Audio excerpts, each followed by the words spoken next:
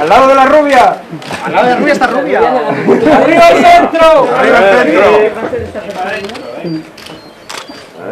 ¿Alguien más? ¿Alguna petición? ¿Para atrás? ¿Para atrás? ¿Dónde? A la izquierda. A ver. Otra vez. ¡Arriba! A ver. ¿Podéis mirarme los 5 a mí un momento? Sí. Solo a él, solo a A él. ver, un momentito otra. Gracias, Aquí, por favor.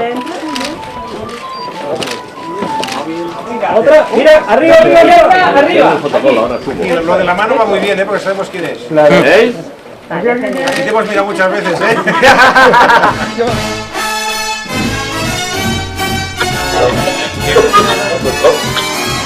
If you need someone to lower the lights, tarde, como todos los and then días. you want someone to hold you real tight, someone who'll hold you and do whatever. Se divierta.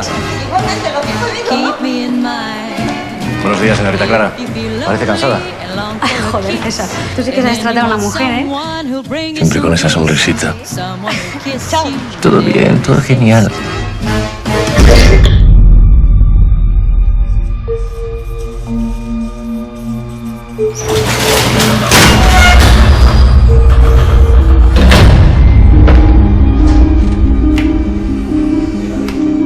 Hoy me he encontrado a Clara en el ascensor.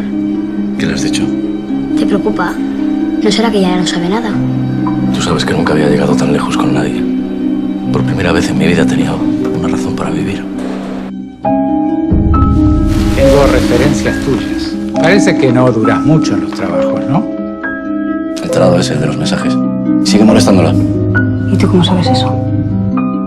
Tengo entendido que usted tiene la llave de todos los apartamentos. Sí, como conserje tenía acceso al llavero. ¿Le pasa algo?